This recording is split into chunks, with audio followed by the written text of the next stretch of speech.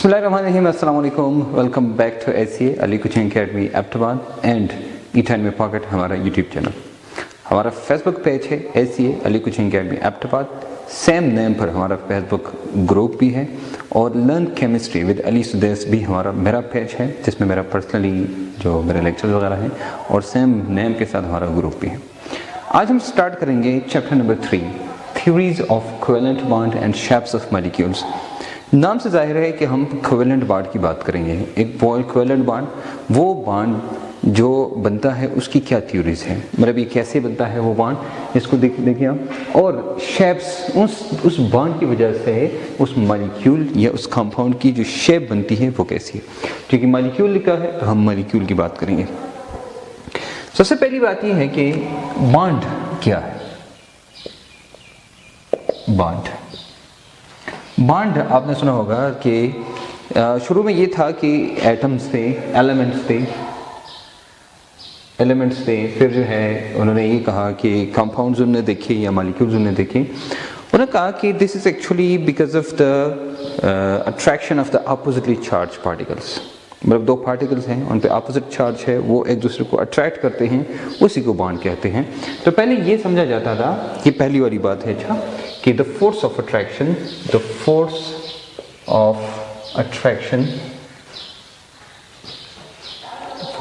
Attraction between two substances of opposite charge। ये अपने साथ लिखें कि opposite charge की जो substances थे ये वो एक दूसरे को अट्रैक्ट करते हैं और इसी को बॉन्ड कहते हैं। पर उसके बाद आहिस्ता आहिस्ता और मॉलिक्यूल्स आ गई, ऐसी मॉलिक्यूल जिनमें ये वाली बात सही नहीं आ रही थी। मतलब ये कि इसमें ये कहते हैं कि दो चार्ज होने चाहिए। अब ऐसी भी मॉलिक्यूल्स थी जिसमें दो एटम्स हैं लेकिन पे कोई चार्ज नहीं है। उस वक्त ये वाली बात गलत साबित हो गई। जैसे N2 है नाइट्रोजन, H2 है हाइड्रोजन, O2 है ऑक्सीजन, F2 है फ्लोरीन, Cl2 है क्लोरीन वगैरह वगैरह। अब इनको देखेंगे आप तो आपको पता चल जाएगा कि ये वाली बात यहाँ वैलिड नहीं है, क्योंकि एक नाइट्रोजन और दूसरे नाइट्रोजन के बीच में बॉन्ड है, उन्हें मॉलिक्यूल बनाया है, लेकिन इनके बीच में चार्ज नहीं है। क्या नहीं है? चार्ज नहीं है, मतलब अपोजिट चार्ज नहीं है, अपोजिट फोर्सेस इसमें नहीं है। ऐसी कोई चीज़ है नहीं जिसकी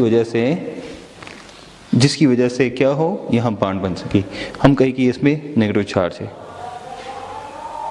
ओके, अब उसके बाद क्या हुआ, इसका मतलब ये है कि ये वाली बात फ्लॉप हो गई और ये वाली बात जो है वो वैलिड नहीं थी। जब वैलिड नहीं थी इसका मतलब ये है कि इसकी एक और बात की ज़रूरत है कि क्या ज़रूरत है या वो क्या चीज़ है जिसकी वजह से बॉन्ड बनता है। उसके बाद एक साइंटिस्ट था जिसका नाम था G.N. लेविस। 1916 में वो आया और उसने कोवेलेंट बॉन्ड, ये जो बॉन्ड है इसकी बुनियाद रखी। ठीक है, अब उसने ये कहा कि ये बजाय इसके कि दो अपोजिट चार्जेस है, इलेक्ट्रॉनिक कन्फिग्रेशन में आउटर मोस्ट शेल के जो इलेक्ट्रॉन हैं, जिनको हम वैलेंस शेल के इलेक्ट्रॉन भी कहते हैं, एक एटम दूसरे एटम के साथ वो इलेक्ट्रॉन शेयर करता है और वो शेयरिंग ऑफ इलेक्ट्रॉन एक बॉन्ड बनाता है जिसको कहते हैं कोवेलेंट बॉन्ड। ठीक है, तो ये कौन था? G.N. लेविस साइंटिस्ट था जिसने 1916 में ये बात की थी कि क्या है, sharing of electron occurs and makes a bond।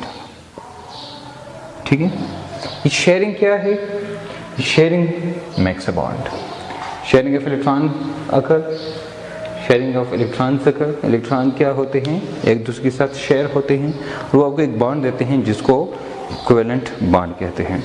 And this bond is called covalent bond. तो इसको कोवेलेंट बॉन्ड कहते हैं। ये वाला क्लियर हो गया। अब देखो इसमें कुछ बातें आपको क्लियर हुई कि ये वाला बॉन्ड जब बनाया है इसका मतलब है कि बॉन्ड का ये जो डेफिनेशन है अब ये ऑपोजिट हो गया, मतलब वो नहीं ये जो था होना चाहिए। अब ये चेंज हो गया। चेंज हो गया मतलब ये है कि अब हम कहते हैं the force of attraction, the force of attraction between two atoms to hold the force of attraction, एक मिनट सॉरी, इधर से मैं शॉर्ट करूँ इसको क्योंकि हमें ये एफएससी के लिए ज़्यादा नहीं चाहिए। The force of attraction which holds two atoms together. देखो ये हमने लिखा कि ये कौन सी फोर्स है, ये वो फोर्स है जो दो एटम्स को करीब रखती है। अब हमने ये बात नहीं कि भाई ये क्या है, वो शेयरिंग ऑफ इलेक्ट्रॉन करे या फोर्स ऑफ अट्रैक्शन हो, दो बातें हैं। पहली बात क्या है भाई, दो इलेक्ट्रॉन दो अपोजिट चार्ज सब्सटेंसेस करीब आते हैं या एटम्स है, आयंस हैं, करीब आते हैं और वो बॉन्ड बनाते हैं। पहला कंसेप्ट ये था। दूसरा ये था कि भाई वो शेयरिंग ऑफ इलेक्ट्रॉन करते हैं, तो जब ये शेयरिंग ऑफ इलेक्ट्रॉन करते हैं वहाँ एक बॉन्ड बनता है और उसको कहते हैं कोवेलेंट बॉन्ड। क्या कहते हैं? Covalent bond. अब चाहे वो हो या ये हो, दोनों बातों को मिला के एक ही बात बन जाती है कि the force of attraction which holds two atoms together, बस इसको बॉन्ड कहते हैं। अब मुख्तलिफ किस्म की चीज़ें हैं आपकी बुक में, इन्होंने डीएनए और आरएनए दिया है, आपको पता है। अब देखिए डीएनए एक सिंगल स्ट्रैंडेड इसको कहते हैं, एक ऐसे स्ट्रैंड, और डीएनए डबल स्ट्रैंडेड है, मतलब दो स्ट्रैंड्स होते हैं जो एक दूसरे के इर्द ऐसे होते हैं। लेडर टाइप, लेडर कहते हैं किसको? लेडर कहते हैं ये, उसको क्या कहते हैं लेडर को उर्दू में? सीढ़ी। यस, सीढ़ी टाइप होते हैं और यहाँ पर ये हाइड्रोजन बॉन्ड बनाते हैं, हाइड्रोजन बॉन्ड। तो डबल और ट्रिपल बॉन्ड होते हैं। आपको पता होगा कि कहाँ कौन से हैं, ए यू, यू है, ए है, यू है, टी है और जी है, जिनके बीच में बॉन्ड बनते हैं। अब इनको देखिए, ये बॉन्ड, अब बॉन्ड इधर है या इधर है, ये आगे हम पढ़ेंगे किस किस किस्म के बॉन्ड हैं, ये तो आपस आगे हम पढ़ेंगे। लेकिन यहाँ जो बॉन्ड बनता है सी और सी के बीच में, जो एक दूसरे को करीब रखा है, पी ने ओ के साथ बनाना है भाई, वो भी है, और यहाँ जो हाइड्रोजन बॉन्ड है वो भी। लेकिन ये वो फोर्सेस हैं जो दो को करीब रखते हैं, और जब करीब रख लेते हैं तो उसको हम बॉन्ड कहते हैं। अगर फिजिक्स के लॉज के मुताबिक ये है कि हर दो सब्सटेंसेस दुनिया में एक दूसरे को अट्रैक्ट करते हैं, लेकिन उनको हम बॉन्ड नहीं कह सकते जब तक वो एक दूसरे को करीब न रखें। जब एक दूसरे को करीब रखेंगे तो फिर उसको क्या कहेंगे? Chemical bond. अब केमिकल बॉन्ड के बारे में हम बात करेंगे तो आज इस चैप्टर में हम सिर्फ और सिर्फ कोवेलेंट बॉन्ड की बात करेंगे, और कोवेलेंट बॉन्ड की वजह से जो ज्योमेट्री बनती है उसकी बात करेंगे। बाकी आयनिक बॉन्ड की हम बात नहीं करेंगे, या एनिक बॉन्ड चूँकि ज्योमेट्री उसकी वजह से नहीं बनती, तो याद रखना उसकी हम कोई बात इस चैप्टर में नहीं करेंगे। ये चैप्टर हम आराम आराम से बहुत डिटेल में पढ़ेंगे इंशाल्लाह, और आप लोगों ने इसको एस सच याद करना है, क्योंकि इसमें हम आपके इंटरटेस्ट के जो पॉइंट्स हैं वो सारे क्लियर हो जाएंगे, और आपके जो एफएससी के पॉइंट्स हैं वो भी क्लियर हो जाएंगे। टेक्निकल पॉइंट्स के लिए फिर आपने हमारा जो दूसरा ऑनलाइन सेशन है वो लेना है, जो कि या हमारी ऑनलाइन क्लास है वो लेनी है आपने इंटर टेस्ट के लिए, ठीक है, प्योर इंटर टेस्ट के लिए। अब हम आगे थोड़े से बढ़ते हैं कि अब पता चल गया आपको भाई बॉन्ड है हमारे पास, कौन सा बॉन्ड है हमारे पास? कोवेलेंट बॉन्ड है। अब कोवेलेंट बॉन्ड है तो कोवेलेंट बॉन्ड हम क्यों पढ़ते हैं? वो हम इसलिए पढ़ते हैं कि क्योंकि शेयरिंग ऑफ इलेक्ट्रॉन होती है एंड इट अटेन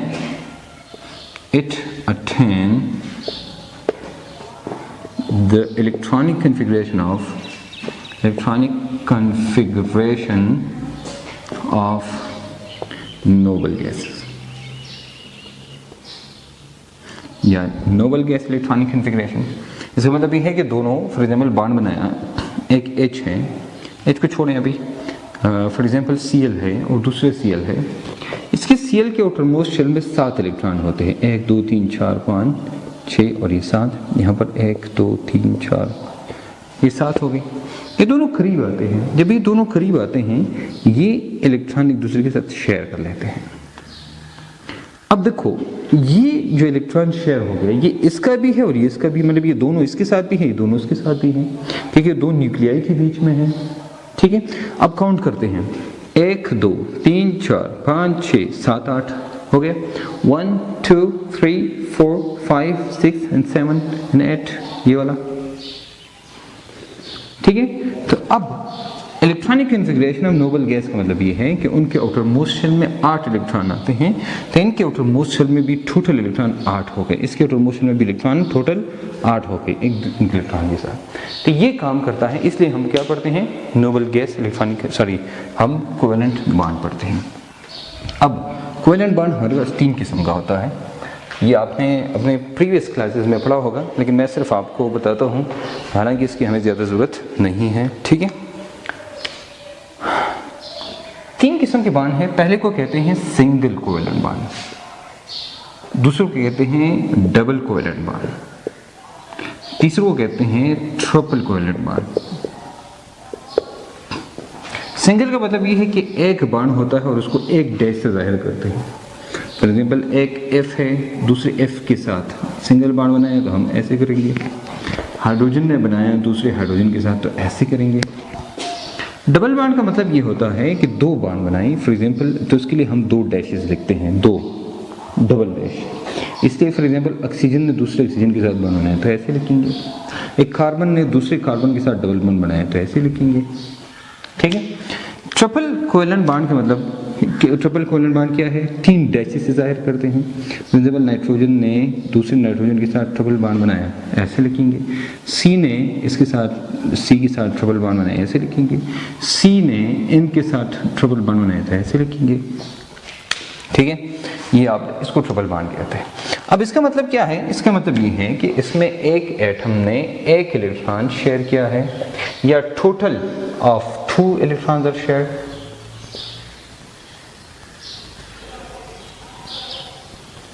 ठीक है, यहां क्या है, यहां पर 2 इलेक्ट्रॉन्स ईच। 2 इलेक्ट्रॉन्स ईच का मतलब ये है कि 2 इलेक्ट्रॉन इसने शेयर किए हैं, 2 इसने शेयर किए हैं, एक मतलब ये 2, यहाँ ये 2 और इसने बॉन्ड बनाया। या टोटल कितने हैं, 4 हैं। यहाँ क्या होता है, यहाँ पर एक एटम ने 3 इलेक्ट्रॉन्स ईच का मतलब ये है कि हर एक ने 3 इलेक्ट्रॉन शेयर किए हैं, 3 इसने 3 इसने, ठीक है। तो ये टोटल बन गए कितने, तो टोटल बन गई 6। ये है आपका बॉन्डिंग, कौन सा, कोवेलेंट बॉन्ड। अब क्वेश्चन ये है कि हम ये पढ़ते क्यों हैं, वाई बॉन्डिंग हम पढ़ते हैं, हम इसलिए पढ़ते हैं, सॉरी बॉन्डिंग से क्या होता है, तो बॉन्डिंग से पहली बात ये है कि भाई स्टेबिलिटी आती है। क्या आती है, स्टेबिलिटी आती है।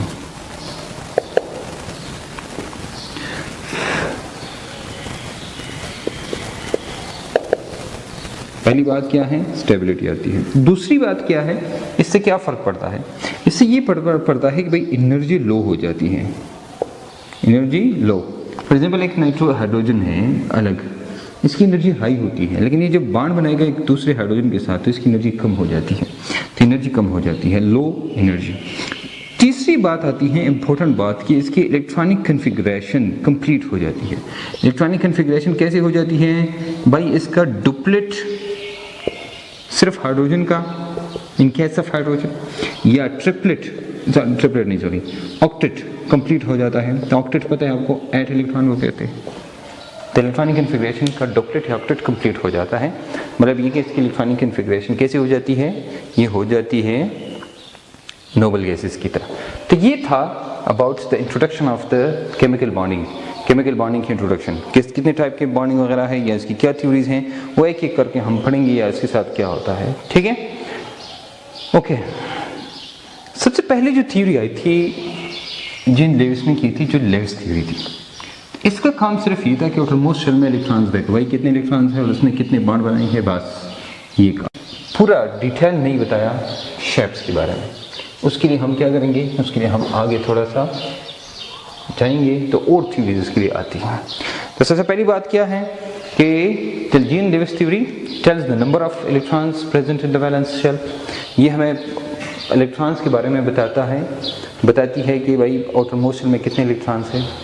अब उन इलेक्ट्रॉन्स के बेस पे उसने जो बॉन्ड बनाई हैं वही है, कितने शेयर करेंगे, सिंगल है, डबल है या ट्रिपल है, ठीक है। तो ये वाली बात आपको क्लियर होगी कि भाई ये क्या बताता है, ये इसके बारे में बताता है। उसके बारे में बॉन्ड तो इसने बताया कि यदि बॉन्ड बनता है, लेकिन इसकी ज्योमेट्री कैसी होगी वो इसने नहीं बताया, मतलब इसका कैसी ज्योमेट्री है वो ज्योमेट्री के बारे में फिर नहीं बताया। तो उसके लिए हम फिर बात करते हैं क्या, shapes of molecules. Shapes of molecule. इसकी शेप क्या है, मतलब ये कि फॉर एग्जांपल H2O है तो भाई ये कैसा है, तो आपको कि भाई ऐसा। NH3 है कैसा है, तो आपको कि भाई ऐसा है, ठीक है। तो इसको कहते हैं शेप ऑफ। तो अब यहाँ से आप देखेंगे तो इसने एक शेप बनाई है, ऐसे बनाएंगे ना, इसने एक शेप बनाई, मैं बनाता हूँ ऐसे, इसने एक शेप बनाई है, इस शेप को फिर हम ऐसे करते हैं और फिर जब ये इसको हम मिलाते हैं, हर एक एटम को मिलाते हैं, जब मिलाते हैं तो इससे क्या बनता है, हम कहते हैं भाई इसकी शेप ये है तो इसके ये। तो इसमें हम क्या पढ़ेंगे, इसमें हम पढ़ेंगे भाई शेप्स। अब शेप्स के लिए हम क्या है, थ्योरीज की बात करेंगे। तो सबसे पहली थ्योरी जो है वो कौन सी थ्योरी थी, वो थी valence shell electron pair repulsion theory, जिसको हम कहते हैं वेसिपर थ्योरी भी। कौन सी theory, valence shell electron pair repulsion theory. देखो इसका मतलब है वैलेंस शेल, देखो एक एटम है ऐसा, इसमें दो शेल्स है ना, ये जो बाहर वाला शेल है ये वाला, इसको कहते हैं वैलेंस शेल, ठीक है। अब इसमें जो इलेक्ट्रॉन्स हैं, इन इलेक्ट्रॉन्स को कहेंगे वैलेंस इलेक्ट्रॉन्स। इसको क्या कहते हैं, वैलेंस इलेक्ट्रॉन्स कहते हैं। अब वैलेंस शेल इलेक्ट्रॉन पेयर, अब इलेक्ट्रॉन अगर इसमें हैं तो वो दो दो हो जाते हैं और ये दो करीब आते हैं तो उसको हम कहते हैं पेयर, ठीक है। Valence shell electron pair repulsion, ये जो इलेक्ट्रॉन्स है क्योंकि इन पे चार्ज सेम होता है, नेगेटिव चार्ज है सब पर, ये इलेक्ट्रॉन एक दूसरे को रिपेल करते हैं, तो valence shell electron pair repulsion, और फिर उसकी थ्योरी को कहते हैं valence shell electron pair repulsion theory. तो इसके बारे में बात करेंगे जो सबसे पहले नीलम और गिलेस्पी ने बताया था, ठीक है। रिमेन एट मैक्सिमम, पहली बात ये है कि भाई इलेक्ट्रॉन मैक्सिमम डिस्टेंस पे रहेंगे, ठीक है। और फिर दो किस्म के पेयर बनते हैं, lone pair of electron and bond pair of electron. Lone pair वो होता है जो बॉन्ड नहीं बनाए, और बॉन्ड पेयर वो होता है जो बॉन्ड बनाए किसी के साथ। तो जब वो बनाता है, इसका मतलब ये है कि lone pair and bond pair है, तो जो लोन पेयर ऑफ इलेक्ट्रॉन है वो ज़्यादा जगह गिरेगा और बॉन्ड पेयर कम जगह गिरेगा। इसका मतलब ये है कि जो लोन पेयर ऑफ इलेक्ट्रॉन है इसकी रिपल्शन मैक्सिमम होती है और जो बॉन्ड पेयर है रिपल्शन कम होती है।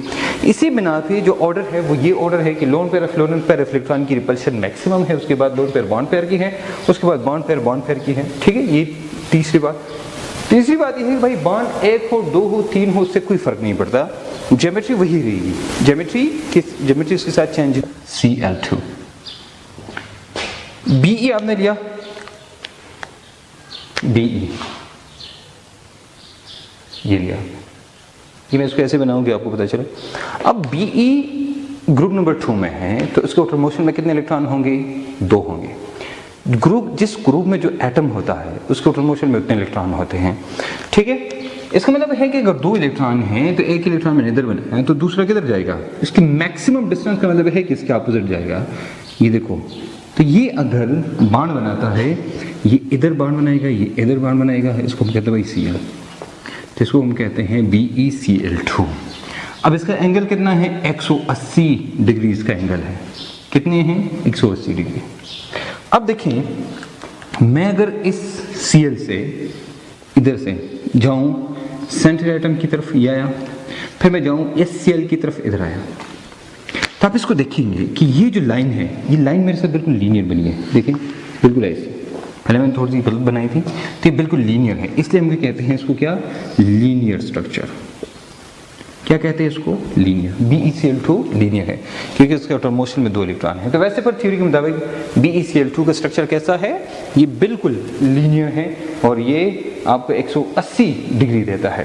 देखो इसकी जो 3 लोन पेयर ऑफ इलेक्ट्रॉन है, 3, इसका यहाँ पर 1 है, यहाँ मैं बनाऊँ इसका भी 1 है, यहाँ पर 3 है। आपको मैंने बताया ना कि यार इससे कोई फर्क नहीं पड़ता इससे। और आज ज्योमेट्री किस पे डिपेंड करती है, वो डिपेंड करती है भाई कितने कितना है, किसने बाण बनाया, किसने बाण बनाया। मैं थोड़ा सा लंबा बनाया लेकिन ऐसा ही होता है। और ये ज्योमेट्री इसकी 180 डिग्री सेंटीग्रेड ऐसा है।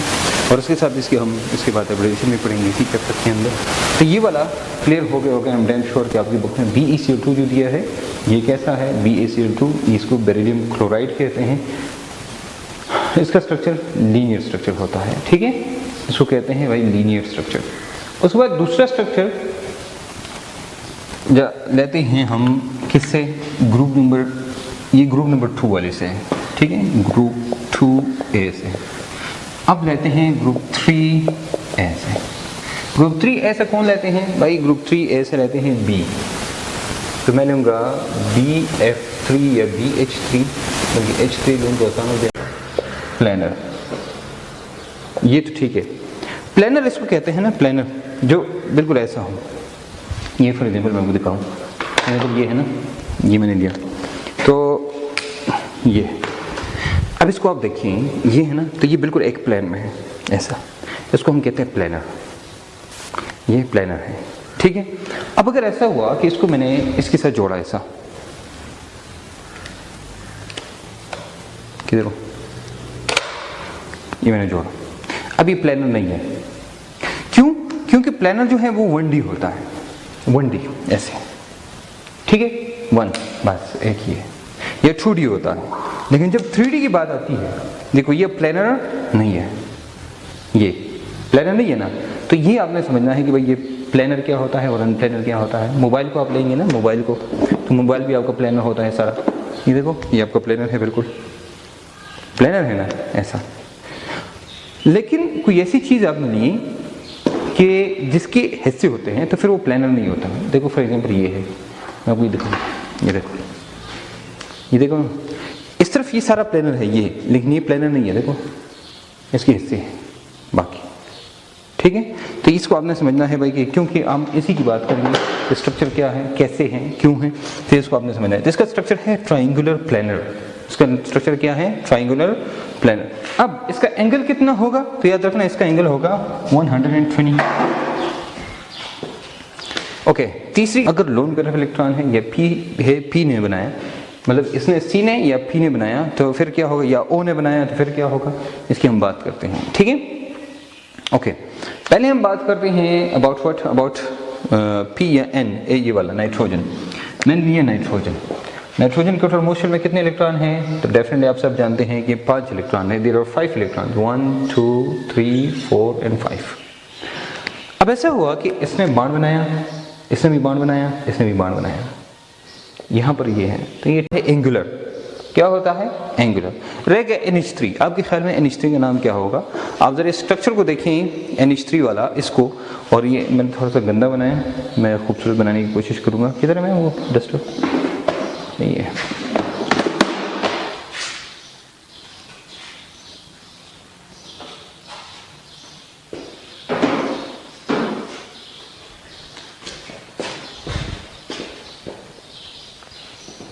ये देखो, ये है ऐसा, ऐसा और ऐसा।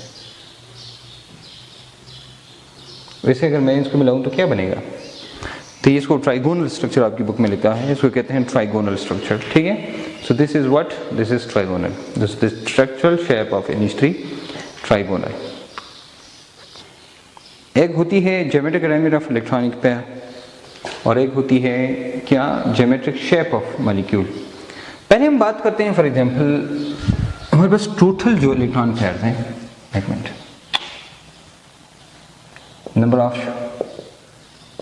इलेक्ट्रॉन पेयर्स कितने हैं, फॉर एग्जांपल टोटल पेयर्स 2 हैं, 2 से कम वाला नहीं होता, उसकी शेयर नहीं होती ना, वो तो 2 फॉर एग्जांपल लीनियर ही होगा और तो कुछ हो नहीं सकता। लोन पेयर कितने हैं, 0 हो सकते हैं, बॉन्ड पेयर कितने हैं, 2 हैं। तो आपको पता है ये इधर है, ये ऐसा आएगा, ये ऐसा आएगा, ऐसा है। तो इसका मैंने बताया भाई कौन है, BeCl2, BeCl2 ऐसा होता है। उसके बाद हैं 2 लोन पेयर इलेक्ट्रॉन है, तो 2 रह जाएंगे। फिर कैसा होगा, फिर होगा क्या, ऐसे फॉर एग्जांपल इधर है ऐसा और 2 लोन पेयर इलेक्ट्रॉन, तो ये कम हो जाएगा थोड़ा सा ऐसा।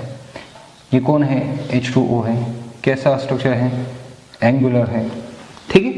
ये हमारा स्ट्रक्चर है, एंगुलर स्ट्रक्चर। अब अगर 5 हैं, कितने हैं, ये 0 है, तो ये भी 5 होंगे। ये हमने किया भी है, ये कौन है, ये PCl5 जो था, ऐसे स्ट्रक्चर बनेगा इसका, ये ऐसे होगा, ठीक है। ये जो ऊपर और नीचे वाले हैं ये क्या करेंगे, ये ऐसे बनेंगे 2, जानते होंगे। तो ऐसी सा स्ट्रक्चर ऐसे बनता है, SF5 स्ट्रक्चर ऐसा होता है, SF5। ठीक है, ये था आपका the table of your structures. तो ज्योमेट्रिकल शेप उसको कहते हैं कि ज्योमेट्रिकल शेप होती है और एक geometrical arrangement of electron pairs है, एक ज्योमेट्रिकल शेप ऑफ मॉलिक्यूल है। तो इलेक्ट्रॉन पेयर्स की जो ज्योमेट्री है वो ये होती है कि भाई इसमें लोन पेयर ऑफ इलेक्ट्रॉन भी शामिल करो, इलेक्ट्रॉन पेयर्स में फिर इलेक्ट्रॉन को भी शामिल करेंगे। तो फिर ये जो स्ट्रक्चर है ट्राइंगुलर प्लेनर, इसमें अगर ये शामिल करेंगे तो फिर ये आपको स्ट्रक्चर क्या देगा, ये आपको फिर टेट्राहेड्रल स्ट्रक्चर देगा। टेट्राहेड्रल ये आपको क्या देगा, ये दो लोन पेयर ऑफ इलेक्ट्रॉन है, इसको भी बॉन्ड की तरह शेयर वो करो, इलेक्ट्रॉन पेयर है ना, तो फिर ये भी टेट्राहेड्रल बन जाएगा। तो फिर आप क्या करते हैं, NH3 भी टेट्राहेड्रल होता है, H2O भी टेट्राहेड्रल होता है, उसके इलेक्ट्रॉन पेयर्स को सारा करके। सिर्फ ज्योमेट्री देखते हैं मॉलिक्यूल की ज्योमेट्री को, फिर ये ज्योमेट्रीज है जो हमने लिखी है अभी। ठीक है, this is all the geometry of the VSEPR theory. That is all about the VSEPR theory. I hope कि आप लोगों ने सीखी होगी। अब नेक्स्ट टॉपिक में वैलेंस बॉन्ड थ्योरी और रेजोनेंस की डिस्कस करेंगे। अल्लाह।